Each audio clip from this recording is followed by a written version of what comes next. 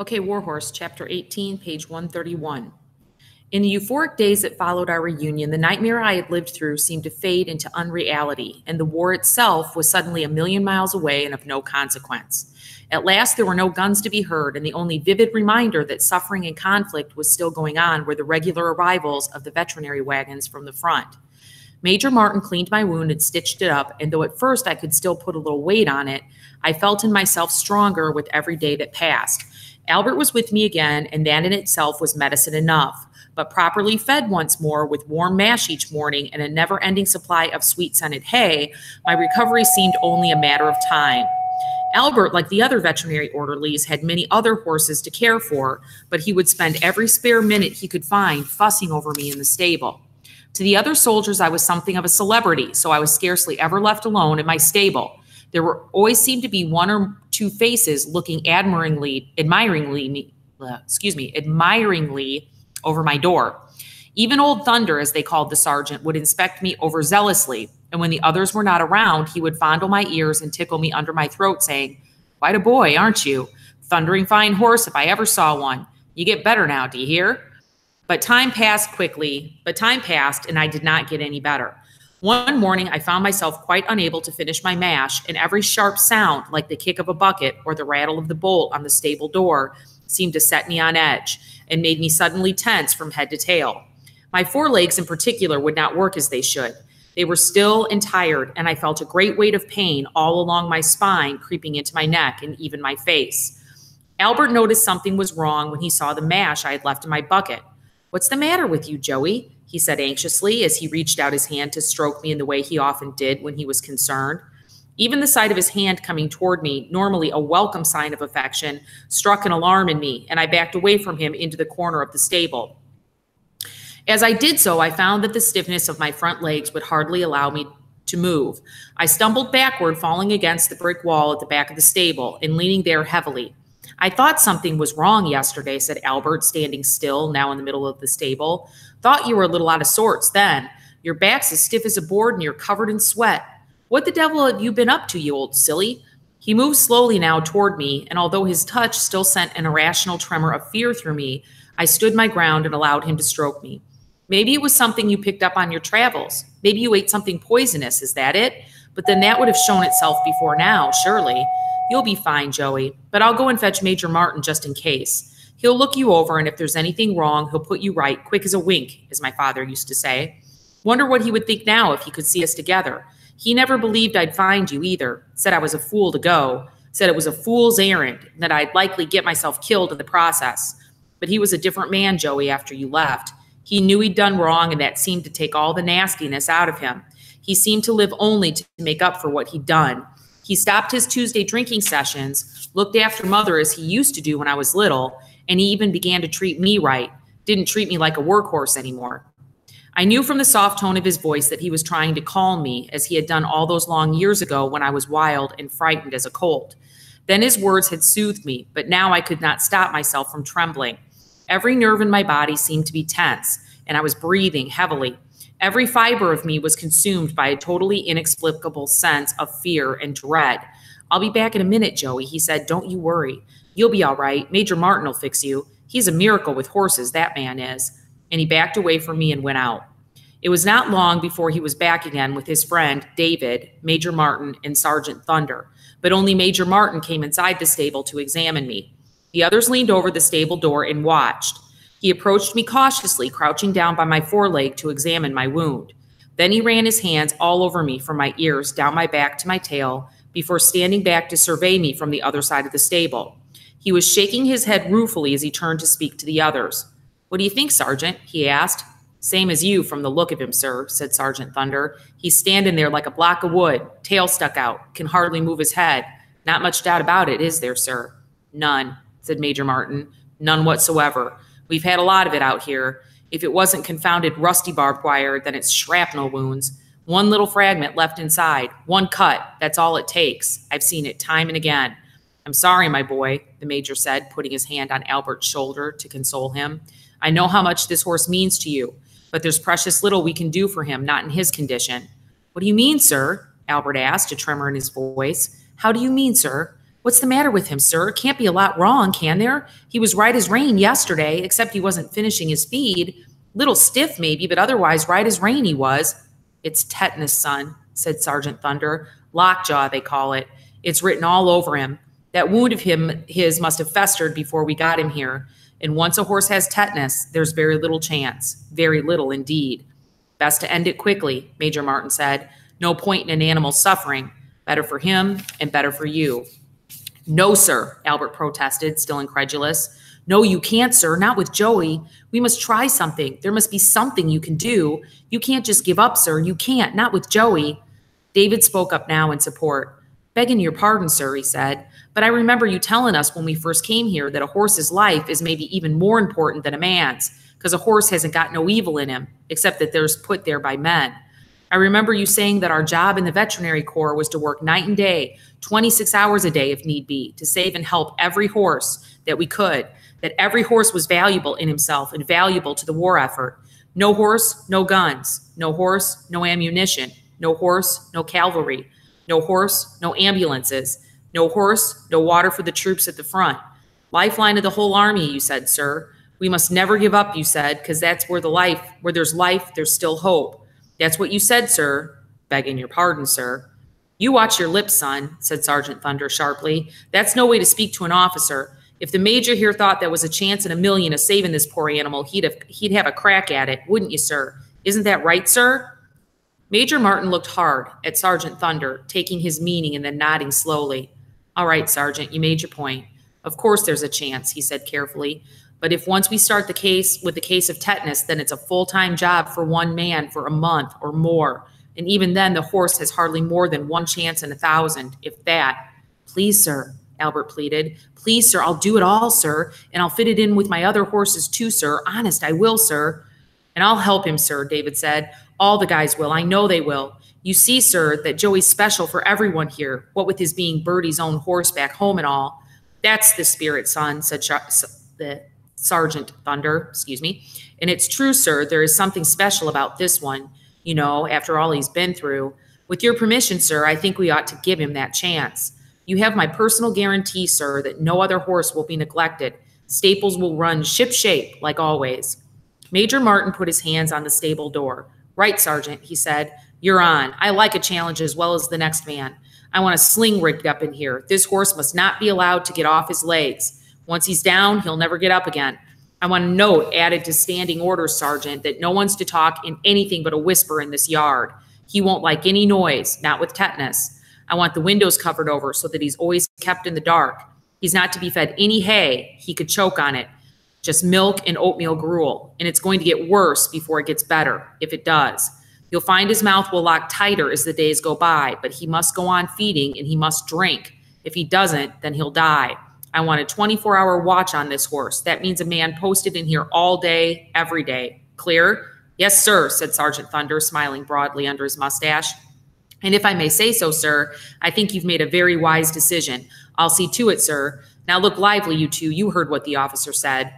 The same day, a sling was strung up around me and my weight supported from the beams above.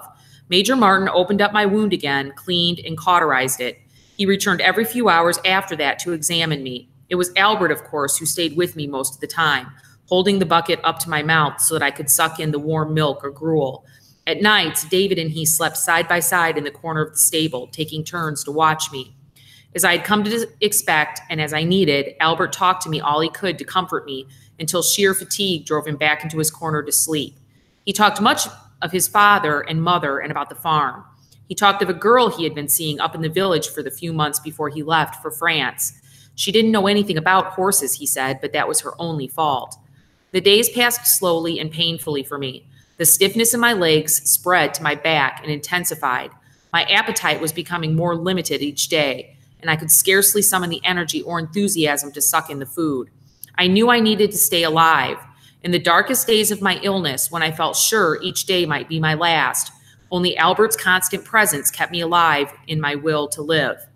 His devotion, his unwavering faith that I would indeed recover, gave me the heart to go on. All around me I had friends, David and all the veterinary orderlies, Sergeant Thunder and Major Martin. They were all a great source of encouragement to me. I knew how desperately they were willing me to live, although I often wondered whether they wanted it for me or for Albert, because I knew they held him in such high esteem. But on reflection, I think perhaps they cared for both of us as if we were brothers.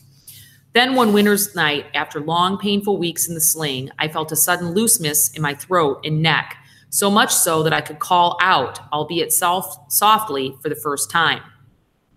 Albert was sitting in the corner of the stable as usual with his back against the wall, his knees drawn up and his elbows resting on his knees.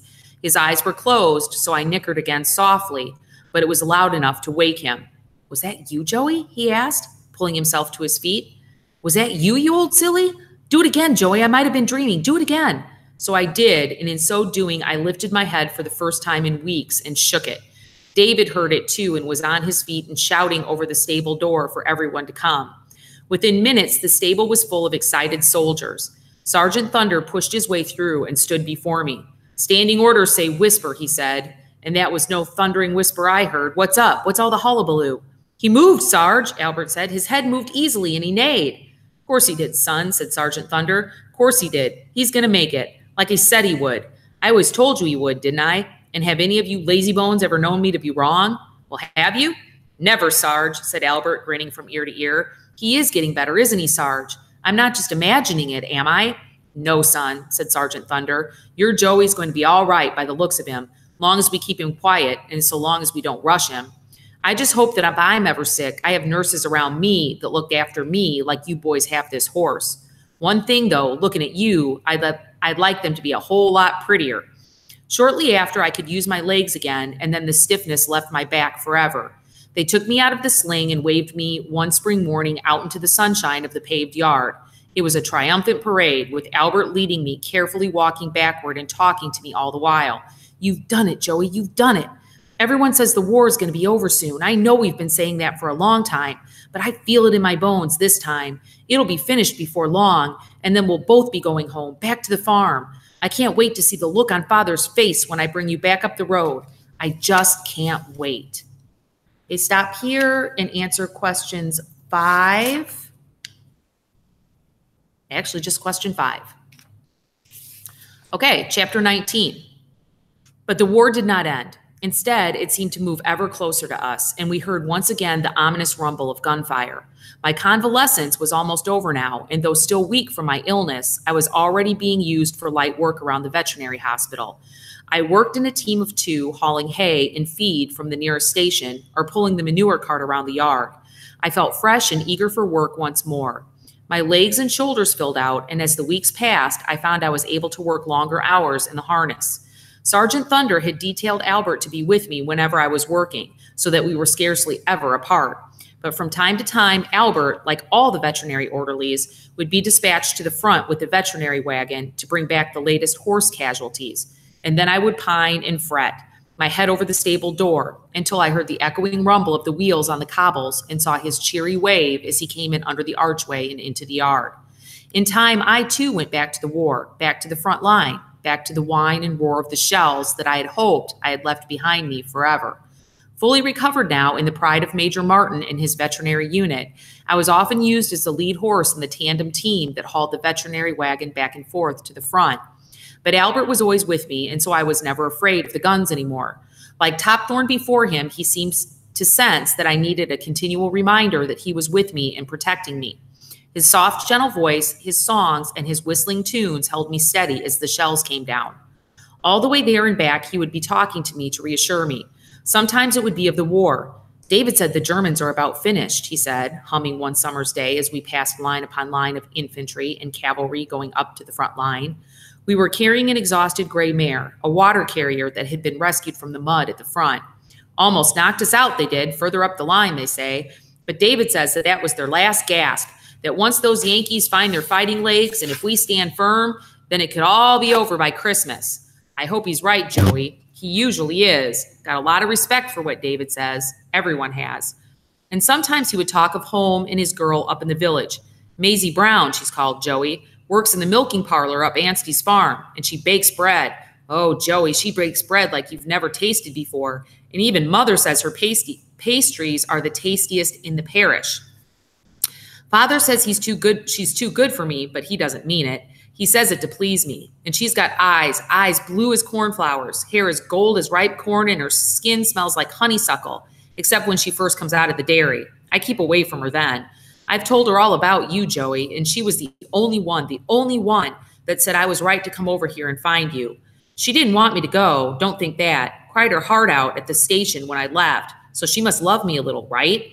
Come on, you silly, you say something. That's the only thing I've got against you, Joey. You're the best listener I've ever known, but I never know what the devil you're thinking. You just blink your eyes and wiggle those ears of yours from east to west and south to north. I wish you could talk, Joey. I really do. Then one evening, there was terrible news from the front that Albert's friend David had been killed, along with the 2 horses that were hauling the veterinary wagon that day. A stray shell, Albert told me as he brought the straw in for my stable. That's what they said it was. One stray shell out of nowhere and he's gone. I'll miss him, Joey. We'll both miss him, won't we? And he sat down in the straw in the corner of the stable. You know what he was, Joey, before the war? He had a fruit cart in London outside Covent Garden. Thought the world of you, Joey. Told me so often enough. And he looked after me, Joey, like a brother to me he was. 20 years old. He had his whole life ahead of him, all wasted now because of one stray shell. He always told me, Joey, he'd say, at least if I go, there'll be no one that'll miss me, only my cart. And I can't take that with me, and that's a pity. He was proud of his cart, showed me a photo of himself standing by it. All painted it was and piled high with fruit, and he was standing there with a smile like a banana spread all across his face. He looked up at me and brushed the tears from his cheeks. He spoke now through gritted teeth. There's just you and me left now, Joey, and I tell you, we're going to get home, both of us. I'm going to ring that tenor bell again in the church. I'm going to eat my Maisie's bread and pastries, and I'm going to ride you down by the river again. David always said he was somehow sure that I'd get home, and he was right. I'm going to make him right. When the end of the war did come, it came swiftly, almost unexpectedly, it seemed, to the men around me. There was little joy, little celebration of victory, only a sense of profound relief that at last it was finished and done with. Albert left the happy cluster of men gathered together in the yard that cold November morning and strolled over to talk to me. 5 minutes' time and it'll be finished, Joey, all over. The Germans have had about enough of it, and so have we. No one really wants to go on anymore. At 11 o'clock, the guns will stop, and then that'll be that. Only wish that David could have been here to see it. Since David's death, Albert had not been himself. I'd not once seen him smile or joke, and he often fell into prolonged brooding silences when he was with me. There was no more singing and no more whistling. I tried all that I could to comfort him, resting my head on his shoulder and nickering gently to him, but he seemed quite inconsolable. Even the news that the war was finally ending brought no light back into his eyes. The bell in the clock tower over the gateway rang out 11 times, and the men shook one another solemnly by the hand or clapped each other on the back before returning to the stables. The fruits of victory were to prove bitter indeed for me, but to begin with, the end of the war changed little. The veterinary hospital operated as it always had done, and the flow of sick and injured horses seemed rather to increase than to diminish. From the yard gate, we saw the unending columns of fighting men marching jauntily back to the railway stations, and we looked on as the tanks and guns and wagons rolled by on their way home. But we were left where we were. Like the other men, Albert was becoming impatient. Like them, he wanted only to get back home as quickly as possible. The morning parade took place as usual every morning in the center of the cobbled yard, followed by Major Martin's inspection of the horses and stables. But one dreary, drizzling morning, with the wet cobbles shining gray in the early morning light, Major Martin did not inspect the stables as usual. Sergeant Thunder stood the men at ease, and Major Martin announced the re-embarkment plans for the unit. He was finishing his short speech. So we shall be at Victoria Station by 6 o'clock on Saturday evening, with any luck. Chances are you'll all be home by Christmas. Permission to speak, sir? Sergeant Thunder ventured. Carry on, Sergeant. It's about the horses, sir, Sergeant Thunder said. I think the men would like to know what's going to happen with the horses. Will they be with us on the same ship, sir, or will they be coming along later? Major Martin shifted his feet and looked down at his boots. He spoke softly as if he did not want to be heard. No, Sergeant, he said. I'm afraid the horses won't be coming with us at all. There was an audible muttering of protest from the parading soldiers. You mean, sir, said the sergeant, you mean that they'll be coming on a later ship? No, Sergeant, said the major, slapping his side with his stick. I don't mean that. I mean exactly what I said. I mean they will not be coming with us at all. The horses will be staying in France. Here, sir, said the sergeant, but how can they, sir? Who'll be looking after them? We've got cases here that need attention all day and every day. The major nodded, his eyes still looking at the ground. You're not going to like what I have to tell you, he said. I'm afraid a decision has been made to sell off many of the army's horses here in France. All the horses we have here are either sick or have been sick. It's not considered worthwhile to transport them back home. My orders are to hold a horse sale here in this courtyard tomorrow morning. A notice has been posted in neighboring towns to that effect. They are to be sold by auction. Auctioned off, sir? Are horses to be put under the hammer after all they've been through? The sergeant spoke politely, but only just thus. But you know what that means, sir. You know what will happen? Yes, Sergeant, said Major Martin. I know what will happen to them, but there's nothing anyone can do. We're in the Army, Sergeant, and I don't have to remind you that orders are orders. But you know what they'll go for, said Sergeant Thunder, barely disguising the disgust in his voice. There's thousands of our horses out here in France, sir. War veterans they are. Do you mean to say that after all they've been through, after all we've been done looking after them, after all you've done, sir, that they're to end up like that? I can't believe they mean it, sir. Well, I'm afraid they do, said the major stiffly. Some of them may end up as you suggest. I can't deny it. Sergeant, you've every right to be indignant, every right. I'm not too happy about it myself, but as you can imagine, by tomorrow, most of these horses will have been sold off, and we shall be moving out ourselves the day after. And you know, Sergeant, and I know, there's not a blessed thing I can do about it. Albert's voice rang out across the yard. What, all of them, sir? Every one of them? Even Joey that we brought back from the dead, even him? Major Martin said nothing, but turned on his heel and walked away. Okay, at this point, you need to answer number 7.